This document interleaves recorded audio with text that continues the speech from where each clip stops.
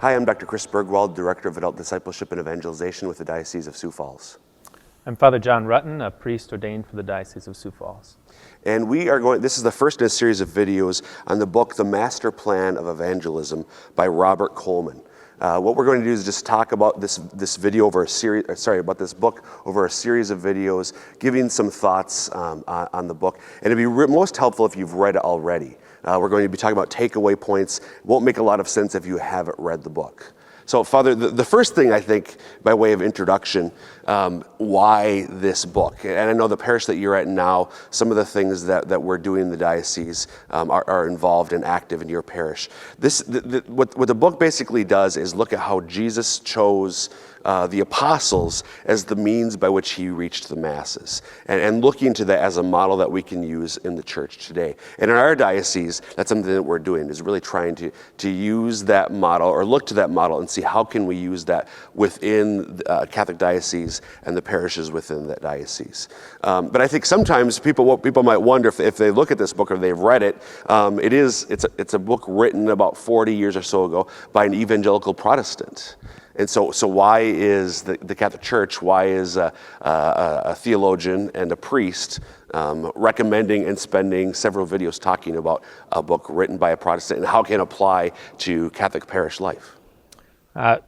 Very good question, particularly in our day and age of relativism, or a certain world in which everybody kind of hears a bunch of things and nobody knows what's true. But what we do know is that what is true is Catholic. Right. And so if within these two covers is something of truth, then it is something that we are called to exalt and to point out and to elevate and to lift up. And the church is continually humbled by the way in which other maybe denominations or other ecclesial communities lift up for us the fullness of who we are. And I think between these two covers you find that things that are very good for us and are true. And I think in so many ways, often things like this, it reminds us of things that we already have. Exactly. So for me, one of the things that particularly comes to mind, the fact that you are here. So if we look at what I mean by that, we look at our diocese, the priest for the diocese, every diocese, is the bishop. Bishop Paul Swain is died.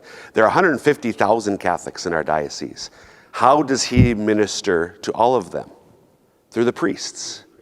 So this idea, and we'll talk more about this in the second video, which is on chapter 1, but the idea of using a small number to reach the masses is an idea that is there from the beginning in Scripture, Jesus' model, the Master's plan, but it's also a model that we have used as a church for 2,000 years. Yeah, and particularly one of the difficulties sometimes is that we just don't live it that way. Right. We live it as an organization that way, but we don't live it incarnationally that way. And I recall our times with the bishop. So when the bishop goes around for confirmation, he doesn't spend a lot of time at the parishes, but he knows the priests really well. Right. And one of the things that's been really interesting as a new priest is how much I desire to spend time with him. He is giving me a special relationship that enables me to go out and continue his ministry. And my pastor, Father Mark Lichter, says frequently, I'm not here on my own mission.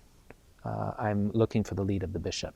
And he gets to know the mind of the bishop, and he knows the desires of the bishop, and how the bishop is desiring to bring Christ's life. So frankly, I think the church is ordered in this way. And any other ideas come to mind how we see sort of this model there, but not fully applied? Last night, a couple came in to me to talk about baptism. And what is one requirement of baptism? A sponsor. Right. But what do? We give them a sheet of paper and have them have their pastor say, yes, this person goes to Mass and practices and is faithful. What I think we're being called to do is open up that relationship, to call it to something really what Christ can do through that sponsor and that person. And RCIA, the Rite of Christian Initiation of Adults, has been reformulated and really brings about this reality. They must have a sponsor, and they're to go through these stages, and it's to be little by little. But it can turn into a program. It starts on this date, it ends on this date. We're going to talk about these things, and we're done, and it's over.